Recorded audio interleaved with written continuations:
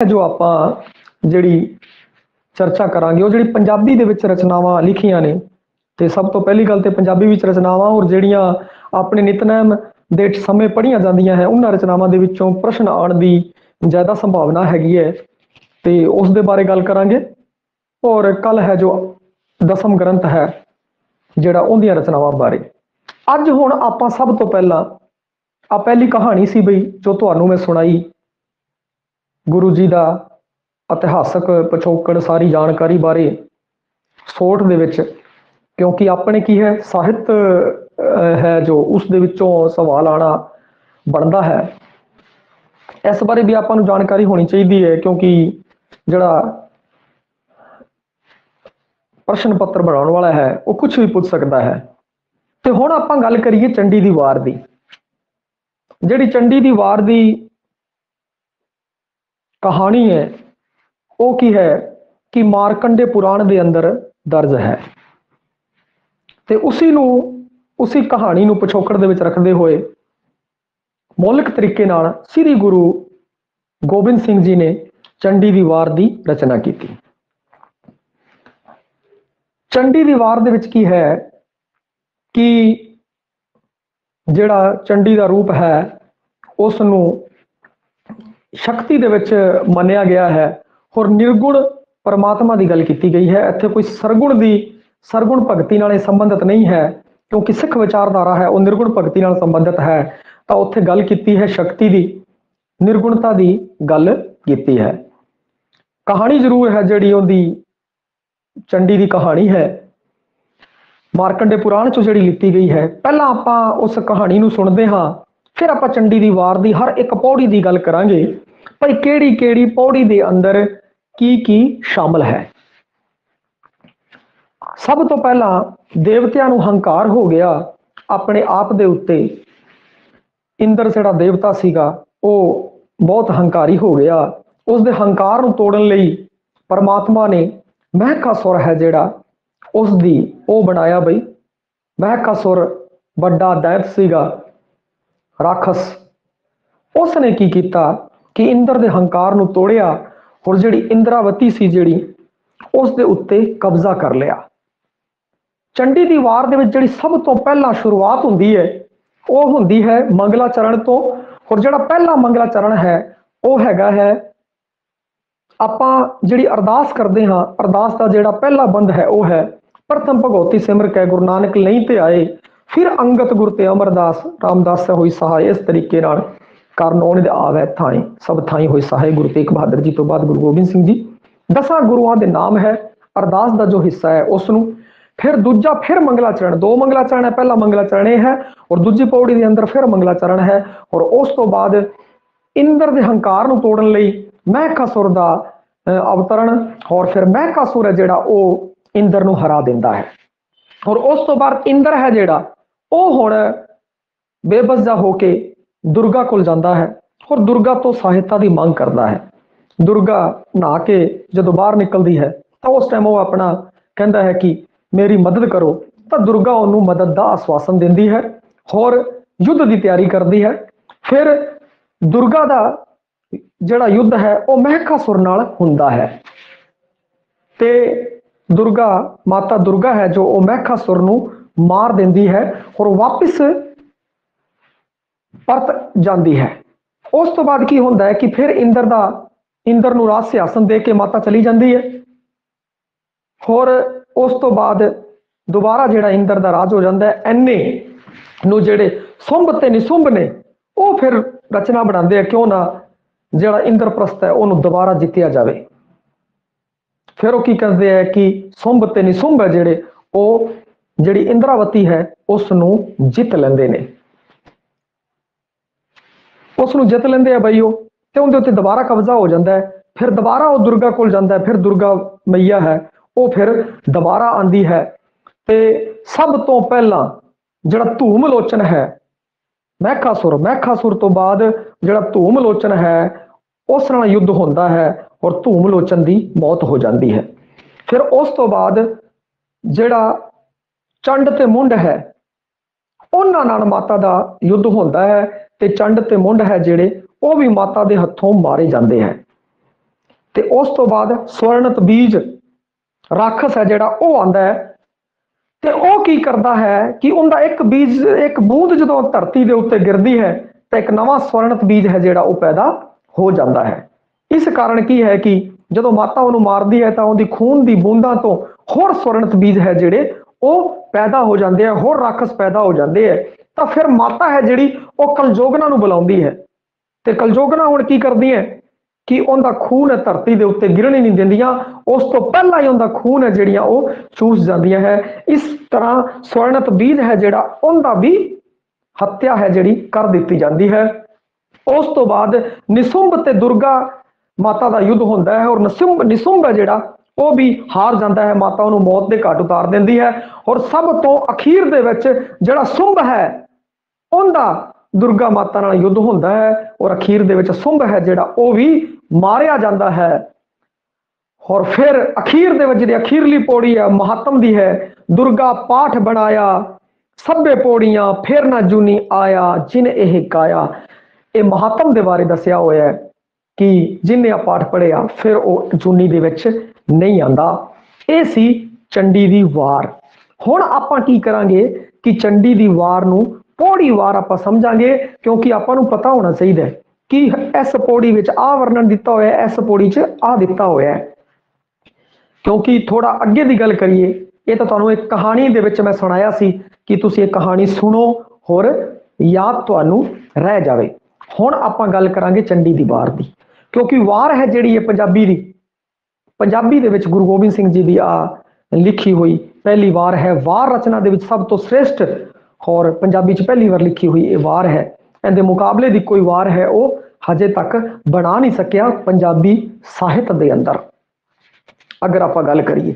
ਕਿਉਂਕਿ ਜਦੋਂ ਕਿ ਵਾਰ ਦੇ ਅੰਦਰ ਕੀ ਹੁੰਦਾ ਹੈ ਕਿ ਜਿਹੜਾ ਕਿਰਦਾਰ ਹੈ, ਜਿਹੜਾ ਵਾਰ ਦਾ ਹੀਰੋ ਹੈ ਇੱਥੇ, ਉਸ ਦੇ ਨਾਲ ਜਿਹੜੀ ਕਿ ਦੁਰਗਾ ਮਾਤਾ ਹੈ, ਉਸ ਦੇ ਨਾਲ ਜਿਹੜੇ ਐਂਟੀ ਧੜੇ ਵਾਲੇ ਲੋਕ ਨੇ, ਜਿਹੜੇ ਰਾਖਸ ਨੇ, ਉਹਨਾਂ ਨੂੰ ਵੀ ਕੀ ਕਰਦੇ ਆ ਕਿ ਕੋਈ ਉਹਨਾਂ ਦੇ ਮਨ 'ਚ ਡਰ ਨਹੀਂ ਦਿਖਾਇਆ। ਦੁਰਗਾ ਦੇ ਸਾਹਮਣੇ ਉਹ ਲੜ ਰਹੇ ਹੈ ਤਾਂ ਉਹਨਾਂ ਦੇ ਮਨ 'ਚ ਕਿਸੇ ਪ੍ਰਕਾਰ ਦਾ ਕੋਈ ਡਰ ਨਹੀਂ, ਕਿਸੇ ਪ੍ਰਕਾਰ ਦਾ ਕੋਈ ਖੌਫ ਨਹੀਂ। ਜਿਨ੍ਹਾਂ ਨੇ ਇੰਦਰ ਵਰਗੇ ਦੇਵਤੇ ਨੂੰ ਹਰਾਤਾ ਉਹ ਸੋਚਦੇ ਆ ਅਸੀਂ ਮਾਤਾ ਨੂੰ ਕੀ ਸਮਝਦੇ ਆ। ਤਾਂ ਉਸ ਹਿਸਾਬ ਨਾਲ ਜਿਹੜਾ ਰਾਖਸ ਹੈ ਉਹ ਵੀ ਵੱਡੇ ਵੱਡੇ ਰਾਖਸ ਯੁੱਧ 'ਚ ਹਾਰ ਨਾ ਮੰਨਣ ਵਾਲੇ ਪੂਰੇ ਚਾਅ ਨਾਲ ਮਾਤਾ ਦੇ ਸਾਹਮਣੇ ਲੜਦੇ ਨੇ ਔਰ ਪੂਰੀ ਜਾਨ ਲੜਾਉਂਦੇ ਆ ਮਾਤਾ ਨੂੰ ਹਰਾਉਣ ਲਈ। ਉਹਨਾਂ ਦੇ ਮਨ 'ਚ ਕਿਸੇ ਪ੍ਰਕਾਰ ਦਾ ਭੈ ਨਹੀਂ, ਕਿਉਂਕਿ ਅਗਰ ਕੋਈ ਵੀ ਰਚਨਾ ਹੁੰਦੀ ਹੈ ਤਾਂ ਉਹਦੇ ਵਿੱਚ ਜਿਹੜਾ ਵੀ ਉਸ ਦਾ ਹੀਰੋ ਹੁੰਦਾ ਹੈ, ਉਸ ਦੇ ਨਾਲ ਜਿਹੜਾ ਵਿਲਨ ਹੈਗਾ ਉਸ ਦਾ ਵੀ ਜਿਹੜਾ ਕਿਰਦਾਰ ਹੈ ਉਹ ਬਹੁਤ ਵੱਡਾ ਦਿਖਾਇਆ ਜਾਂਦਾ ਹੈ। ਔਰ ਗੁਰੂ ਸਾਹਿਬ ਨੇ ਜਿਹੜੇ ਵਿਰੋਧੀ ਪੱਖ ਦੇ ਧਿਰੇ ਨੇ ਉਹਨਾਂ ਨਾਲ ਵੀ ਇਨਸਾਫ ਕੀਤਾ ਹੈਗਾ ਔਰ ਉਹਨਾਂ ਦੀ ਵੀ ਜਿਹੜੀ ਸ਼ੋਹਰੇ ਗਾਥਾ ਹੈ ਜਾਂ ਉਹਨਾਂ ਦੀ ਜਿਹੜੀ ਬਹਾਦਰੀ ਨਾਲ ਲੜੇ ਉਹਨਾਂ ਨਾਲ ਵੀ ਨਿਆਂ ਕੀਤਾ ਹੈ। ਐਵੇਂ ਨਹੀਂ ਉਹਨਾਂ ਦਾ ਕੋਈ ਡਰ ਨਹੀਂ ਦਿਖਾਇਆ, ਕੋਈ ਖੌਫ ਨਹੀਂ ਦਿਖਾਇਆ।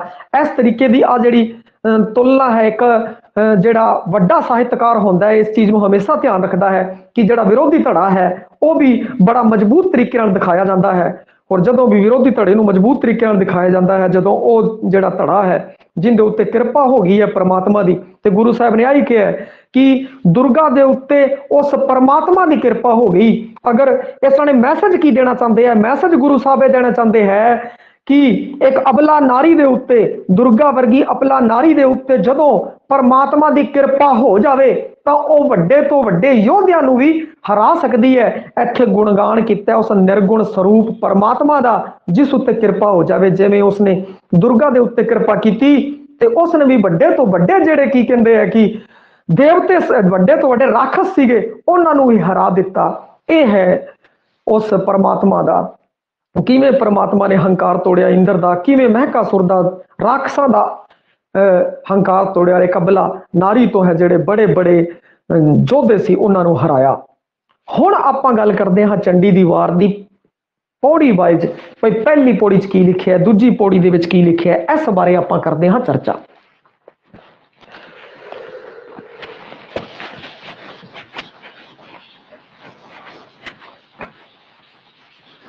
ਜਿਹੜੀ ਚੰਡੀ ਦੀ ਵਾਰ ਹੈ ਬਈ ਪੰਜਾਬੀ ਵਿੱਚ ਲਿਖੀ ਹੋਈ ਰਚਨਾਵਾਂ ਤੁਹਾਨੂੰ ਦੱਸੀਆਂ ਦੋ ਰਚਨਾਵਾਂ ਨੇ। ਇੱਕ ਤਾਂ ਖਿਆਲ ਹੈ ਹਾਲ ਮੁਰੀਦਾਂ ਦਾ, ਮਿੱਤਰ ਪਿਆਰੇ ਨੂੰ ਹਾਲ ਮੁਰੀਦਾਂ ਦਾ ਕਹਿਣਾ ਬੜਾ ਹੀ ਪਿਆਰਾ ਸ਼ਬਦ ਹੈ ਜੋ ਉਹ ਗੁਰੂ ਸਾਹਿਬ ਦਾ ਹੈ ਬਈ। ਔਰ ਇੱਕ ਚੰਡੀ ਦੀ ਵਾਰ। ਹੁਣ ਆਪਾਂ ਗੱਲ ਕਰਦੇ ਹਾਂ, ਕਹਾਣੀ ਆਪਾਂ ਸੁਣ ਲਈ। ਹੁਣ ਉਸ ਤੋਂ ਬਾਅਦ ਚੰਡੀ ਦੀ ਵਾਰ, और एक ही है मार्कंडे पुराण दी। हाँ भाई, मार्कंडे पुराण च जिहड़ी कथा है वह है 81 तो 94 अध्याय। 81 तो 94 अध्याय च जिहड़ी कथा है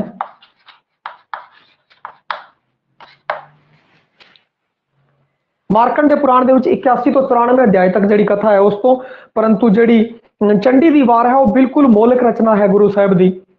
उस दे विच निर्गुण स्वरूप के उत्ते जोर दिता गया है, शक्ति के उत्ते जोर दिता गया है, परमात्मा की कृपा के उत्ते जोर दिता गया है। इस गल नूं ध्यान रखना है, सरगुण की तरफ बिल्कुल भी नहीं सोचना, क्योंकि सिख विचारधारा है वो सरगुण दे नहीं मनती। सरगुण नूं मूर्ति पूजा का इस विच खंडन है बई। मूर्ति पूजा नूं परमात्मा के स्वरूप नूं नहीं मिलती, क्योंकि जिहड़ी आप सिख विचारधारा उस दे अंदर तां रब दे बारे दस्सिया गया है बई परमात्मा किहदा है। जपजी साहब की पहली पौड़ी के अंदर एक ओंकार सतनाम करता पुरख निरभौ निर्वैर अकाल मूरत अजूनी सैभंग गुर प्रसाद, यह है परमात्मा, और इस बारे मैं तुहानूं दस्सिया होया है। हुण आपां जे गल करिए चंडी दी वार दी, पौड़ी वार, दसम ग्रंथ के अंदर की है कि चंडी चरित्र जिहड़ा एक है, चंडी चरित्र एक दसम ग्रंथ के अंदर चंडी चरित्र एक है जिहड़ा वो हिंदी च दर्ज है बई, हिंदी च। और चंडी चरित्र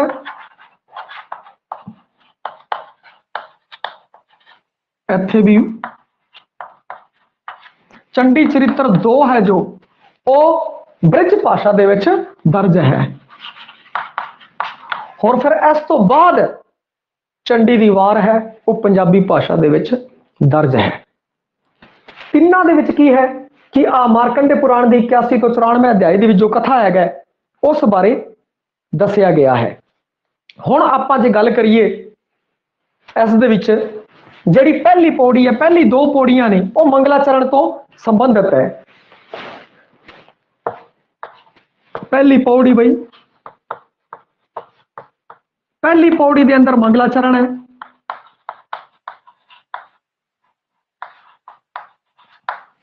इस दे विच की है कि अरदास जिहड़ा सिख है जदों भी कोई उसदे उत्ते औकड़ पैंदी है तो वह की करता है कि अरदास करता है।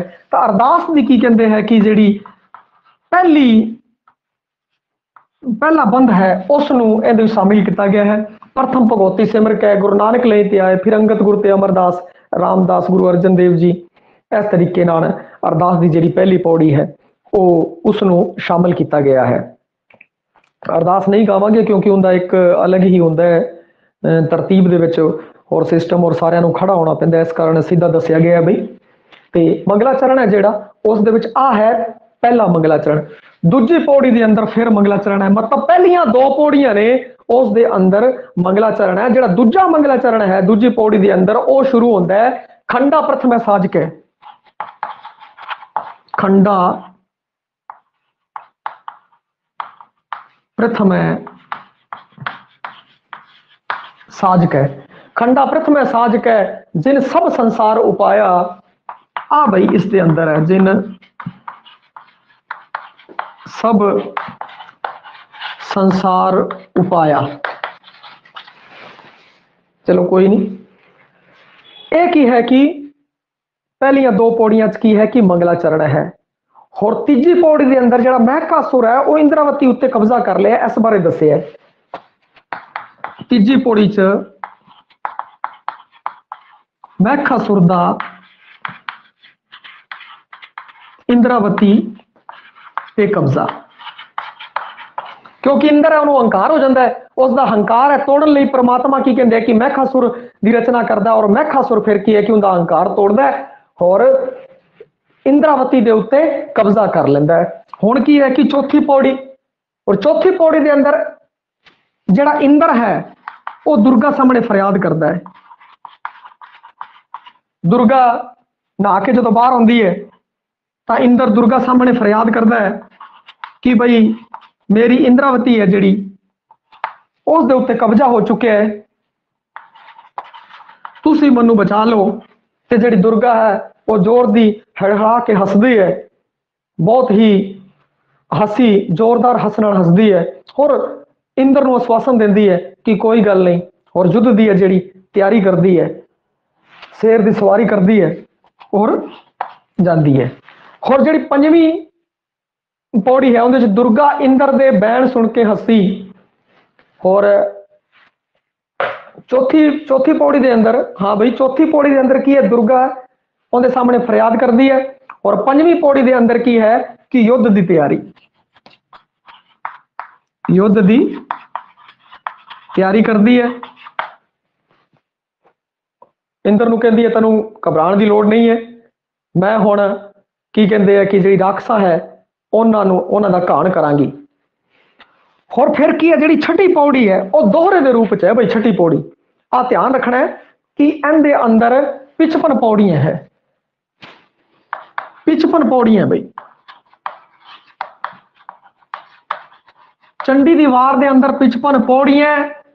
और जिहड़ी एक दोहरा है वो है छठी पौड़ी, एक ही है दोहरे दे रूप दे विच है, दोहरे दे रूप दे विच हैगी है। और इस विच लिखिया है, राखस आए रोहले खेड़ तिड़न के चाए, लिस्कन तेगा बरछियां सूरज नदर ना आए। ये चीज की है कि इस दे विच लिखिया है, छठी पौड़ी है, दोहरे रूप दे अंदर है, इस नाल कोई संख्या नहीं वधी, संख्या 55 ही रही है। और इहदे विच की है जिहड़े सिरखंडी छंद है वो तां 31 है भाई, जिहड़े सिरखंडी छंद ने वो ने 31 और निशानी छंद है वो है 24, निशानी छंद है वो है 24। सिरखंडी चंद्र के अंदर की होंदा है कि सिर खंडित होंदा है, जिहड़ा तुकांत है वो विचाले होंदा है, वार है जिहड़ी पौड़ी दे विच रची जाती है। और पौड़ी नूं निशानी छंद ते सिरखंडी छंद राही कीता जाता है। और पौड़ी मैं तुहानूं पहलां भी दस्सिआ है, पड़ा दर पड़ा जिवें डंडियां दी बनी होंदी है और बंदा उत्ते पहुंच जाता है, इसे तरीके नाल पौड़ी हैगी है, उस नाल चढ़दा जांदा है। ते इस दे विच सिरखंडी छंद है, तुकांत विचाले, निशानी छंद दे विच तुकांत है जिहड़ा अखीर दे विच हुंदा है। सिरखंडी छंद दे विच 31 पौड़ियां ते निशानी छंद दे अंदर 24 पौड़ियां ने। आ याद रखना है बई, एक बार आ भी गया, आया भी होया है। ते छठे विच दोहरा है, और दोहरा है जिहड़ा वो मैं तुहानूं दसदा है किहड़ा है। हुण इस दे विचों बई कोई चीज ना समझ आई होवे तां तुसीं पुछ सकदे हो। हुण आपां अगे जिहड़ियां अगलियां पौड़ियां ने उस बारे जिक्र करदे हैं। 7वीं पौड़ी तो लैके 20वीं पौड़ी तक, 7वीं पौड़ी तो लैके 20वीं पौड़ी तक महिषासुर दुर्गा दा युद्ध दा वर्णन है भाई। 7वीं पौड़ी तो लैके 20वीं पौड़ी तक महिषासुर ते दुर्गा दे युद्ध दा वर्णन है।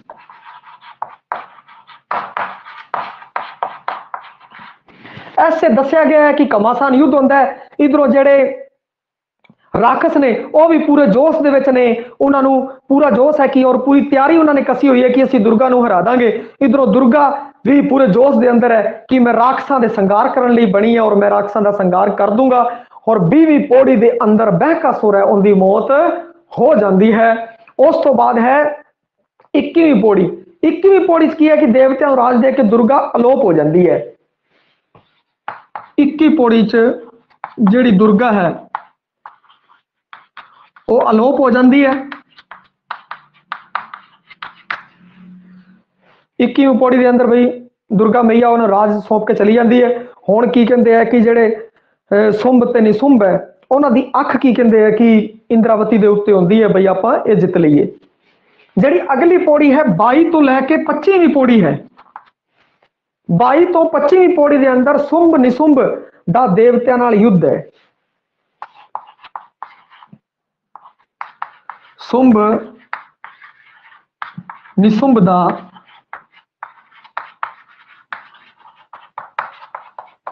ਦੇਵਤਿਆਂ ਨਾਲ ਯੁੱਧ।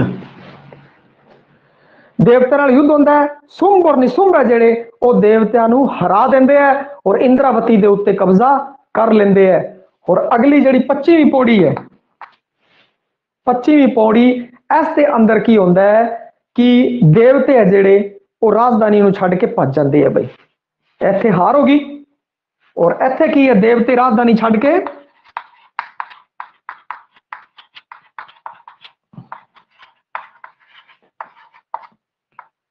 ਦੁਰਗਾ ਦੀ ਸ਼ਰਨ ਚਲੇ ਜਾਂਦੇ ਆ ਬਈ। ਰਾਜਧਾਨੀ ਨੂੰ ਛੱਡਦੇ ਹੈ ਔਰ ਦੁਰਗਾ ਦੀ ਸ਼ਰਨ ਦੇ ਅੰਦਰ ਉਹ ਚਲੇ ਜਾਂਦੇ ਹੈ। ਇਹ ਹੈ 25ਵੀਂ ਪੌੜੀ। ਫਿਰ ਉਸ ਤੋਂ ਬਾਅਦ 26 ਤੇ 28ਵੀਂ ਪੌੜੀ ਦੇ ਅੰਦਰ, 26 ਤੋਂ ਜਿਹੜੀ 28ਵੀਂ ਪੌੜੀ ਹੈ ਉਸ ਦੇ ਅੰਦਰ ਦੁਰਗਾ ਤੇ ਧੂਮਲੋਚਨ ਦਾ ਯੁੱਧ। ਦੁਰਗਾ ਧੂਮਲੋਚਨ ਯੁੱਧ ਹੁੰਦਾ ਹੈ ਬਈ। ਦੁਰਗਾ ਧੂਮਲੋਚਨ ਯੁੱਧ ਹੁੰਦਾ ਹੈ ਔਰ 28ਵੀਂ ਪੌੜੀ ਦੇ ਅੰਦਰ ਜਿਹੜਾ ਧੂਮਲੋਚਨ ਹੁੰਦਾ ਹੈ ਉਹਦੀ ਮੌਤ ਹੋ ਜਾਂਦੀ ਹੈ। 28ਵੀਂ ਦੇ ਅੰਦਰ ਮੌਤ ਬਈ, ਧੂਮਲੋਚਨ ਦੀ ਮੌਤ ਹੋ ਜਾਂਦੀ ਹੈ। ਔਰ ਉਸ ਤੋਂ ਬਾਅਦ ਫਿਰ ਜਿਹੜੀ 29ਵੀਂ ਪੌੜੀ ਹੈ ਉਸ ਦੇ ਵਿੱਚ ਸੁੰਭ ਤੱਕ ਜਿਹੜਾ ਰਾਖਸਾਂ ਦੀ ਬਰਬਾਦੀ ਦਾ ਸੁਨੇਹਾ ਦਿੱਤਾ ਜਾਂਦਾ ਹੈ। 29ਵੀਂ ਪੌੜੀ ਤੱਕ, ਕਿਉਂਕਿ ਹੁਣ ਸੁੰਭ ਹੈ ਜਿਹੜਾ, ਮਹਿਖਾਸੁਰ ਮਰ ਗਿਆ ਔਰ ਮਹਿਖਾਸੁਰ ਤੋਂ ਬਾਅਦ ਹੁਣ ਜਿਹੜਾ ਸੁੰਭ ਹੈਗਾ ਉਹ ਕੀ ਕਹਿੰਦੇ ਕਿ ਸਭ ਤੋਂ ਵੱਡਾ ਰਾਖਸ ਹੈਗਾ, ਉਹਦੇ ਅੰਡਰ ਦੇ ਵਿੱਚ ਸਾਰਾ ਕੰਮ ਚੱਲ ਰਿਹਾ ਹੈ। ਪਹਿਲਾਂ ਧੂਮਲੋਚਨ ਨੂੰ ਭੇਜਿਆ, ਧੂਮਲੋਚਨ ਮਰ ਗਿਆ। ਹੁਣ ਕੀ ਕਹਿੰਦੇ ਆ, ਸੁੰਭ ਹੈ ਜਿਹੜਾ, ਸੁੰਭ ਤੱਕ ਰਾਖਸਾਂ ਦੀ, ਸੁੰਭ ਤੱਕ ਰਾਖਸਾਂ ਦੀ ਬਰਬਾਦੀ ਦਾ ਸੁਨੇਹਾ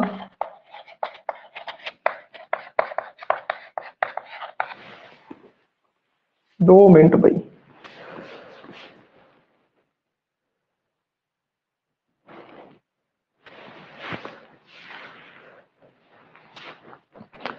अच्छा 22 तो लैके 25 है बई। हाँ ये इस कारण लिखा है कि जी 22 तो लैके 25 है ना, सुंभ निसुंभ ते जी कि उनका युद्ध का वर्णन किया गया। फिर 25वीं पौड़ी के अंदर की है कि देवते राजधानी छड़ के दुर्गा की शरण चले जाते हैं। होंदा की है कि 22वीं तो लैके 25वीं पौड़ी के अंदर की होंदा है कि जी दुर्गा होंदी है, 22वीं तो लैके 25 की होंदा है कि सुंभ और निसुंभ होंदे ना जिहड़े वो देवतियां नूं हरा दिंदे हैगे है, देवतियां नूं हरा दिंदे है। और 25वीं पौड़ी च जिहड़े देवते होंदे वो भज जांदे है फरार। तां करके कहंदे 25वीं पौड़ी नूं थोड़ा जिहा अलग दर्शाया गया। जिवें इत्थे लिखिआ 26 तो 28 की होंदा है कि दुर्गा धूमलोचन युद्ध होंदा है और 28वीं विच की होंदा है कि धूमलोचन की मौत हो जाती है। इस तो पहला 7वीं और 20वीं पौड़ी तक की होंदा है कि महखासुर ते दुर्गा का युद्ध वर्णन होंदा है। और जिहड़ी 19वीं और 20वीं पौड़ी है, जिहड़ी 20वीं पौड़ी के अंदर जिहड़ा महखासुर है वो मारिया जांदा हैगा। हुण की है कि 26 तो 28वीं पौड़ी दुर्गा ते धूमलोचन का युद्ध, 28वीं दे विच मौत का वर्णन किया गया है। और 29वीं पौड़ी है सुंभ तक रासना की जिहड़ी बर्बादी का सुनेहा है जिहड़ा वो भेजिया जाता है। हुण 30 हुण उस तो बाद अगे करते हैं बई।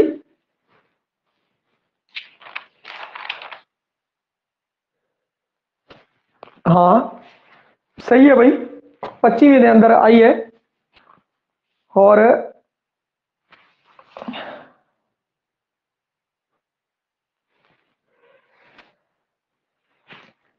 लो भाई 29 पौड़ी तक हो गया। इत्थे तक किसी प्रकार की कोई दिक्कत होवे तां तुसी चैट राही दस सकते हो। और उस तो बाद आप अगे तरफ बढ़ते हैं बई।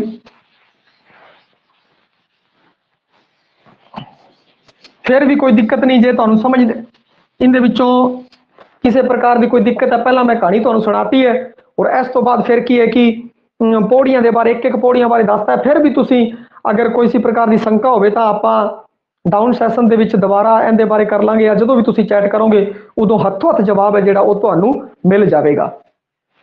हुण अपना की हो गया सीगा 30 तो लैके 32 जिहड़ी पौड़ी है उस चंड मुंड ते दुर्गा दा युद्ध है बई। 30 तो लैके 32 च ਚੰਡ ਮੁੰਡ ਤੇ ਦੁਰਗਾ ਦਾ ਯੁੱਧ। ਹੁਣ ਕੀ ਹੁੰਦਾ, ਚੰਡ ਮੁੰਡ ਤੇ ਦੁਰਗਾ ਦਾ ਯੁੱਧ ਹੁੰਦਾ, ਉਹ ਵੀ ਬੜੇ ਜੋਸ਼ ਨਾਲ ਕੀ ਕਹਿੰਦੇ ਆ ਕਿ ਨੱਚਦੇ ਹੈ, ਪੂਰੇ ਜੋਸ਼ ਨਾਲ ਯੁੱਧ ਕਰਦੇ ਨੇ। 30 ਦੇ ਵਿੱਚ ਕੀ ਹੈ ਕਿ ਹੁਣ ਮੈਂ ਇੱਥੇ ਜਿਵੇਂ 30ਵੀਂ ਪੌੜੀ ਲਿਖਤੀ ਤਾਂ ਉਹ ਇਸ ਕਾਰਨ ਹੈ 30ਵੀਂ ਪੌੜੀ ਦੇ ਅੰਦਰ ਤਾਂ ਮਤਾ ਪਾਸ ਹੁੰਦਾ ਹੈਗਾ। 30ਵੀਂ ਪੌੜੀ ਅੰਦਰ ਰਾਖਸ ਹੈ ਜਿਹੜੇ ਮਤਾ ਪਾਸ ਕਰਦੇ ਆ, ਉਹ ਕਹਿੰਦੇ ਬਈ ਚੰਡ ਤੇ ਮੁੰਡ ਨੂੰ ਭੇਜੋ। ਤੇ 31ਵੀਂ ਵਿੱਚ ਯੁੱਧ ਵਰਣਨ ਹੈਗਾ ਤੇ 32 ਵਿੱਚ ਚੰਡ ਤੇ ਮੁੰਡ ਦੀ ਮੌਤ ਹੈਗੀ ਹੈ। ਹੁਣ ਇਸੇ ਨੂੰ ਦੇਖੋ ਵੀ 30ਵੀਂ ਦੇ ਵਿੱਚ ਕੀ ਹੈ, ਰਾਖਸ ਮਤਾ ਪਾਸ ਕਰਦੇ ਹੈ, ਮਤਾ ਪਾਸ ਕਰਦੇ ਆ ਬਈ ਉਹ ਫਿਰ ਕੀ ਕਹਿੰਦੇ ਆ ਚੰਡ ਤੇ ਮੁੰਡ ਨੂੰ ਭੇਜਦੇ ਆ ਲੜਾਈ ਕਰਨ ਵਾਸਤੇ। ਫਿਰ ਉਸ ਤੋਂ ਬਾਅਦ 31ਵੀਂ ਵਿੱਚ ਕੀ ਹੈ, ਯੁੱਧ ਦਾ ਵਰਣਨ ਹੈ।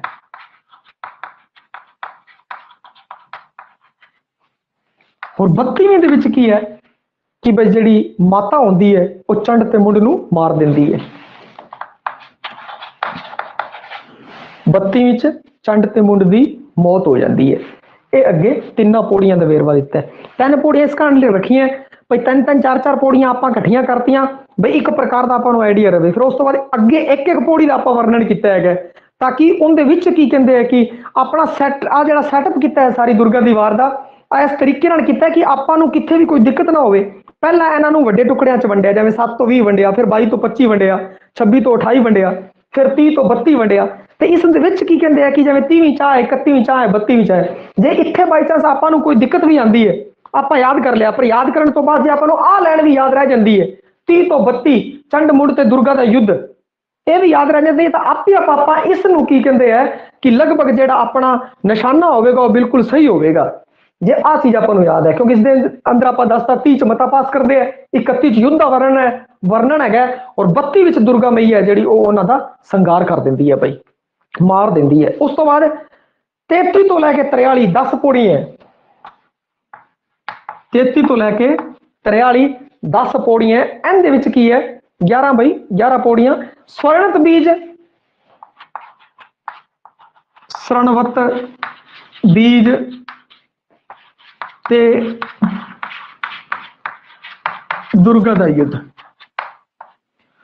ਹੁਣ ਕੀ ਹੈ ਕਿ ਇਹਦੇ ਵਿੱਚ ਕੀ ਕਹਾਣੀ ਹੈ, ਇਹਦੇ ਵਿੱਚ ਜਿਹੜੀਆਂ 11 ਪੌੜੀਆਂ ਉਸ ਦੇ ਵਿੱਚ ਇਹ ਕਹਾਣੀ ਹੈ ਕਿ ਉਹ ਸਾਰੇ ਹੁਣ ਕੀ ਕਰਦੇ ਆ ਕਿ ਸਰਣਵਤ ਬੀਜ ਨੂੰ ਭੇਜਦੇ ਆ। ਸਰਣਵਤ ਬੀਜ ਹੈ ਉਹ ਜਿਹੜਾ ਬਹੁਤ ਖਤਰਨਾਕ ਰਾਖਸ ਹੈਗਾ, ਜਦੋਂ ਦੁਰਗਾ ਉਹਨੂੰ ਮਾਰਦੀ ਹੈ ਤਾਂ ਉਹਦੇ ਵਿੱਚੋਂ ਜਿਹੜਾ ਲਹੂ ਡਿੱਗਦਾ ਤਾਂ ਫਿਰ ਉਸ ਤੋਂ ਹੋਰ ਸਰਣਵਤ ਬੀਜ ਪੈਦਾ ਹੋ ਜਾਂਦੇ ਆ। ਇਸ ਤਰ੍ਹਾਂ ਹੋਰ ਬਹੁਤ ਖਤਰਨਾਕ ਜਿਹੜਾ ਹੈ ਉਹ ਘਮਾਸਾਨ ਯੁੱਧ ਹੁੰਦਾ ਹੈ। ਤੇ ਜਿਹੜੇ ਦੁਰਗਾ ਮਈ ਹੈ ਉਹਦਾ ਕਿਰਦਾਰ ਵੀ ਵੱਡਾ ਦਿਖਾਇਆ ਗਿਆ, ਉਹ ਵੀ ਪੂਰੀ ਯੁੱਧ ਨਾਲ ਜੂਝ ਰਹੀ ਹੈ।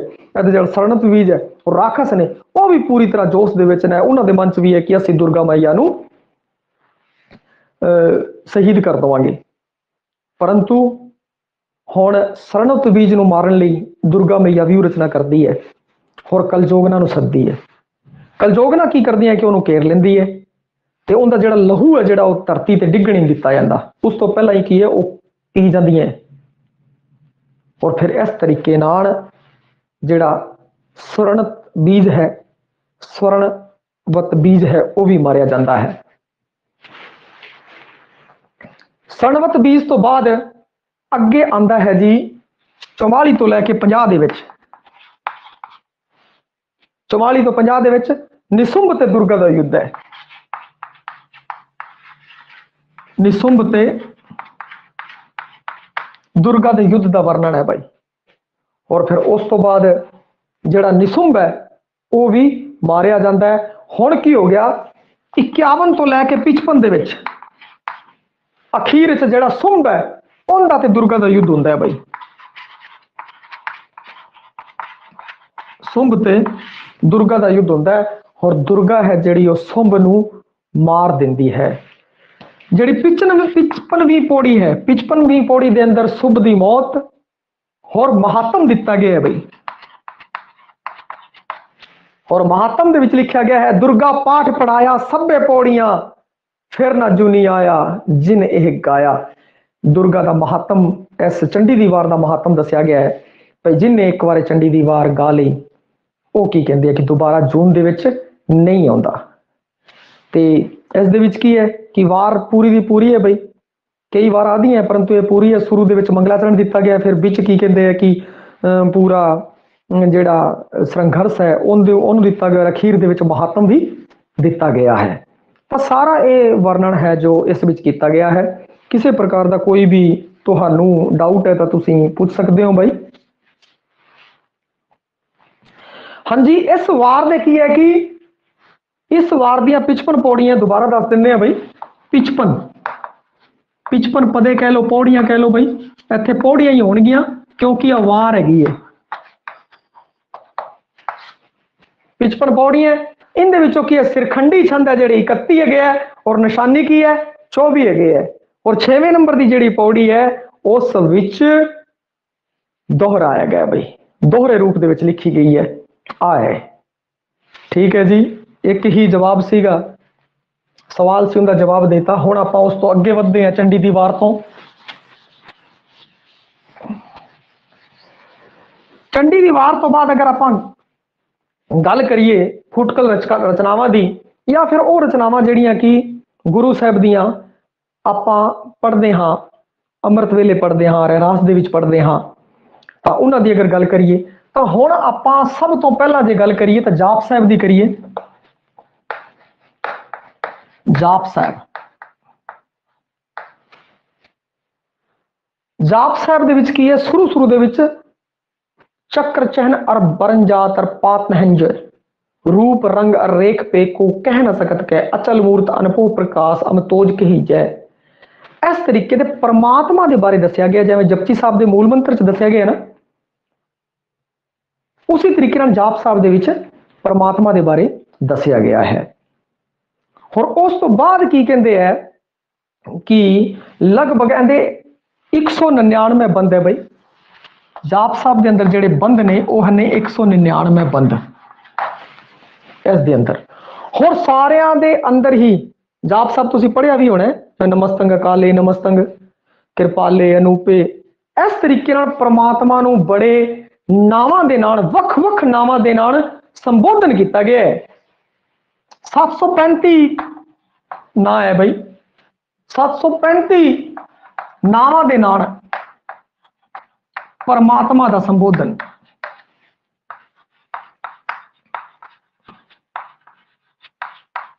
नमस्कार की गई है, परमात्मा को संबोधन किया गया है बहुत तरीके। वो की है 735 नावां संबोधन किया है, 199 इहदे बंद ने बाणी दे, और 10 प्रकार के छंद वरते गए बई, 10 प्रकार के छंद इहदे विच वरते गए है। और जिहड़ी आ बाणी हैगी है इस विच संस्कृत है जिहड़ी वो थोड़ी शामिल है, और इहदी जिहड़ी भाषा है वो ब्रिज है बई। भाषा किहड़ी है, ब्रिज है, और विषय है जिहड़ा इहदा वो परमात्मा दा गुणगान।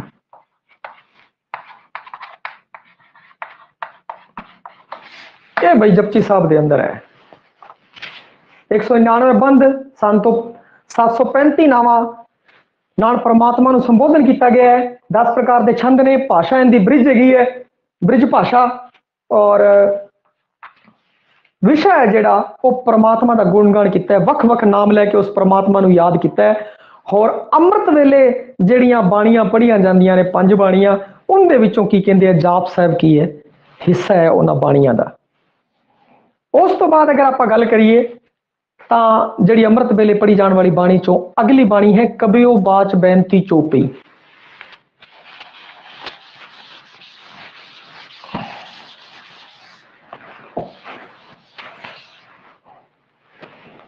अगली बाणी है बई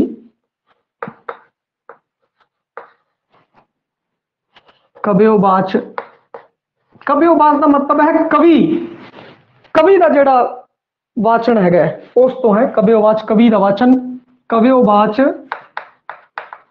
बेनती चौपई। हुण चौपई हैगी है बई, तो चौपई है, इहदे विच 25 चौपाइयां हैगियां, 25 पदे ने, 25 इस दे अंदर पदे ने बई। चौपई इहदा की कहंदे आ छंद है, और चौपई छंद दे विच की हुंदा है, ये आपां मैं तुहानूं दस्सिया ही सी कि चौपई छंद दे अंदर की हुंदा है कि 4 चरण होंदे है। चार चरण होणगे चौपाई दे अंदर। जिहड़ा विश्राम है वो की होगा, विश्राम जिहड़ा पहला विश्राम है, पहला विश्राम होगा 8 ते जिहड़ा दूजा विश्राम होगा वो 7 या 8 ਦੇ ਉੱਤੇ ਹੋਊਗਾ। ਜਦੋਂ ਆਪਾਂ ਛੰਦਾਂ ਦੇ ਬਾਰੇ ਪੜਾਂਗੇ ਤਾਂ ਉਹ ਪਹਿਲਾਂ ਆਪਾਂ ਗਿਣਤੀ ਸਿੱਖਾਂਗੇ ਛੰਦਾਂ ਦੀ, ਫਿਰ ਉਸ ਤੋਂ ਬਾਅਦ ਕੀ ਕਹਿੰਦੇ ਆ ਕਿ ਉਹਨਾਂ ਦੇ ਆਪਾਂ ਮਾਤਰਿਕ ਮਾਤਰਾਵਾਂ ਗਿਣਾਂਗੇ। ਤਾਂ ਚੌਪਈ ਕੀ ਹੈ, ਮਾਤਰਿਕ ਛੰਦ ਹੈ, 4 ਚਰਨ ਹੈ, ਇਹਦੇ ਵਿੱਚ 15 ਜਾਂ 16 ਮਾਤਰਾ ਹੁੰਦੀਆਂ। ਪਹਿਲੇ ਚਰਨ ਦੇ ਅੰਦਰ 8 ਹੈ, ਫਿਰ ਦੂਜੇ ਚਰਨ ਦੇ ਅੰਦਰ 7-8, ਫਿਰ ਦੁਬਾਰਾ 8, ਫਿਰ 7-8। ਇਸ ਤਰੀਕੇ ਨਾਲ ਜਿਹੜੀ ਹਰ ਇੱਕ ਇਹਦੇ ਚਰਨ ਹੈ ਉਹਦੇ ਵਿੱਚ ਇਹਦੀ ਸੰਖਿਆ ਜਿਹੜੀ ਹੈ ਉਹ 15 ਜਾਂ 16 ਹੁੰਦੀ ਜਾਂਦੀ ਹੈ, ਜਿਵੇਂ ਕਿ ਇਹਦੇ ਵਿੱਚ ਹੋ ਗਈ ਹੈ ਭਾਈ। ਇਸ ਦੇ ਅੰਦਰ ਚੌਪਈ ਛੰਦ ਹੈ। 25 ਕੀ ਕਹਿੰਦੇ ਇਹਦੇ ਵਿੱਚ ਪਦੇ ਹੈ। ਔਰ ਇਸ ਦੇ ਵਿੱਚ ਜਿਹੜਾ ਵਿਸ਼ਾ ਹੈ ਉਹ ਕੀ ਹੈ ਕਿ ਕਈਆਂ ਨੇ ਤਾਂ ਪੜਿਆ ਵੀ ਹੋਊਗਾ और पढ़ते भी होंगे। हमरी करो हाथ रक्षा पूर्ण हो चित की इच्छा, अब चरणों में रहे हमारा अपना जान करो प्रतपारा। इस तरीके नाल जिहड़ा इहदा विशा है वो की है, जिहड़ा इसदा विशा है वो है गुरु परमात्मा अगे सुरक्षा लई अरदास। गुरु परमात्मा अगे सुरक्षा लई अरदास है भाई, सुरक्षा लई अरदास। अरदास कीती है, हमरी करो हाथ दे रक्षा, हे प्रभु जी अपना हाथ दे के मेरी रक्षा कर लो, आशीर्वाद मनु दो, तुहाडी कृपा मेरे उत्ते बनी रहे। हमरी करो हाथ दे रक्षा पूर्ण हो चित की इच्छा, मेरी जिहड़ी मन की इच्छा है वो पूर्ण हो जाए। तुसीं जिवें ही बाणी पढ़ोगे तो तुहानूं अगे तो अगे समझ आती जाऊगी, कोई इन्ना औखा इहदे विच कुछ भी नहीं हैगा है इस दे अंदर भाई। और ये जिहड़ी बाणी है वो सवेरे अमृत वेले भी गाई जाती है। कबियो बाच बेनती चौपई। दसम ग्रंथ के अंदर चरित्रोपख्यान है जिहड़ा भाई, दसम ग्रंथ च बाणी है चरित्रोपख्यान, उसका हिस्सा है ये बाणी, उसका हिस्सा है चरित्रोपख्यान है। उनके चरित्रों बारे दसिया गया है। जो आप कल पढ़ांगे तो विस्तार नाल इहदे बारे दसांगे भी की हैगा है। ते ये दसम ग्रंथ की जिहड़ी बाणी चरित्रोपख्यान है उसका हिस्सा हैगा। इहदा विशा हो गया, इहदे पदे हो गए, सब कुछ हो गए। और रहरास साहब जो आप करते हैं उनके भी की कहते हैं कि कबियो बाच बेनती चौपई है जिहड़ी रहरास दे विच भी शामिल हैगी है। जपजी साहब दे विच आपां 5 बाणियां दे विचों एक बाणी है और रहरास दे विच की है कि इहनूं शामिल किया गया है। हुण उस तो की कहते आप अगे चलते हैं भाई, जिहड़ी अगली अपनी नितनेम की बाणी है वो है तव प्रसाद सवैये भैया। जिहड़े सवेरे शाम नितनाम करते हैं, सवेरे शाम सवेरे 5 बाणियां का पाठ करते हैं, शामी रहरास साहब पढ़ते हैं, तो उन्होंने तो इस बारे पता ही है।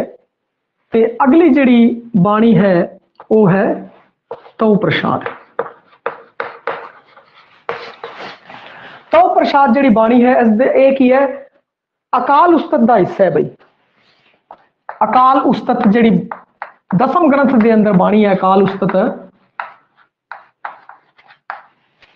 उसका हिस्सा है अकाल उस्तत। और इस विच की है कि 10 पदे है, 10 पदे ने। और शुरू होंगे है श्रावक शुद्ध समूह सिधान के देख फिरो कर जोग जती के। और लास्ट च अखीर विच काहू ले पान पूज धरियो सिर, काहू ले लिंग गरे लटकायो, काहू लखियो हर अवाची दिशा में, काहू पछा को शीस निभायो, को बुतान को पूजत है पस, को मृतान को पूजत आयो, कूर क्रिया उर्झो सभी जग, श्री भगवान को भेद न पायो। कहने का भाव इसने अंदर परमात्मा की गल की गई है और मूर्ति पूजा लिंग पूजा वगैरह इन्हां दा जेड़े आडंबर ने कर्मकांड ने उसका विरोध है जेड़ा वो किया गया है।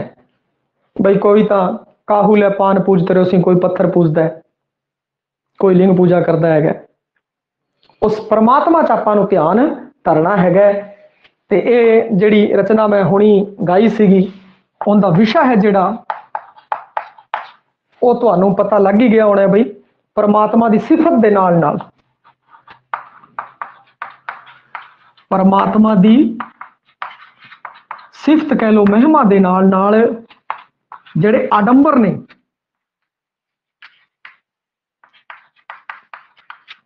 मूर्ति पूजा, लिंग पूजा और पाखंडा का जिहड़ा आडंबरां दा पाखंडा दा इन्हां दा विरोध किया बई। सवेरे जिहड़े पढ़ते हैं उन्होंने सारिਆਂ ਨੂੰ इस बारे पता ही होगा। 10 पदे है, अकाल उस्ताद का हिस्सा है, विषय इनका ये है और जिहड़े सवेरे शाम पढ़ते हैं उन्होंने इस बारे सब पता ही है। हुण अगली जी आपां गल करिए, अगला जे आपां गल करिए तो गुरु साहब ने की किया है। ये सवेरे शाम दी बाणियां है, कुछ होर कर लेने आपां। इस तो बाद गुरु साहब की जिहड़ी फुटकल रचनावां ने उनदे विच 9 शब्द हैगे है बई, उन्होंने मिला के एक बाणी बनाई है शब्द हजारे। 9 शब्द ने बई, इनदे विच गुरु साहब दे 9 शब्द है।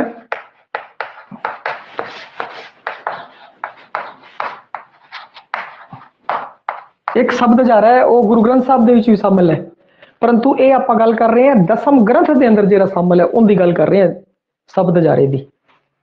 थोड़ा ध्यान से रखियो, दसम ग्रंथ जो शब्द हजार शामिल है उस 9 शब्द ने और उनका एक सूत्र बनाया हुआ है जिहड़ा तुसी याद रखो। गंधारी ने गंधारी दी बतक है जिहड़ी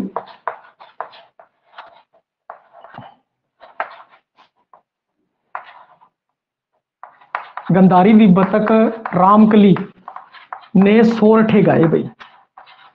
गंधारी दी जिहड़ी बतक है रामकली वो सोरठे पढ़दी है। गंधारी दी बतक रामकली है जो वो सोरठे पढ़दी है। ये तुसी याद रख लियो, वरना जिहड़े 9 शब्द ने जिहड़े वो याद कर लियो केड़ी केड़ी रागां दे अंदर हैगे है। ते इस दे विच की है,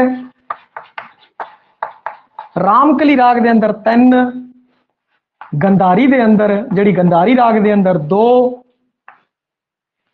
बतक बै, बिलावल दे अंदर भैया 1, तिलंग कै तो तिलंग हो गया, तिलंग दे अंदर 1, कै तो कल्याण हो गया भाई, कल्याण दे अंदर 1, 3 2 5 6 7 8 और एक और है सोरठ। की है सोरठ, सोरठ दे अंदर की है एक शब्द है इस तरीके नाल। और इहदे विच की है, इहदा विषय भी की है अध्यात्मक, अध्यात्मक ते आडंबरा ते पाखंडा दा विरोध है बई। अध्यात्मक रचना है,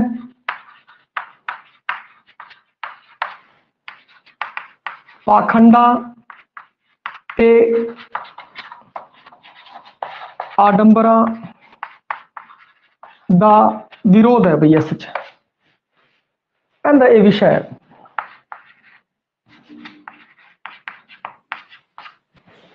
शब्द हजारे जो दसम ग्रंथ के अंदर शामिल है उहदे विच 9 शब्द है और 9 शब्द का सूत्र आपां बनाया है। गंधारी की जिहड़ी बतक है, गंधारी की बतक रामकली सोरठे पढ़दी है। तो इस विचों आपां कटिया होया क्योंकि इसका कोई अर्थ नहीं है, वरना तुसी याद कर लियो रामकली दे विच 3, गंधारी दे अंदर 2, बिलावल दे अंदर 1, तिलंग दे अंदर 1, कल्याण दे अंदर 1 और सोरठा की है वो 1 है। इस तरीके नाल 9 शब्द है। इन्हां दा जिहड़ा विषय है वो अध्यात्मकता नाल संबंधित पाखंडा ते आडंबरां दा विरोध है बई इस दे अंदर। हुण की है, ये सीगा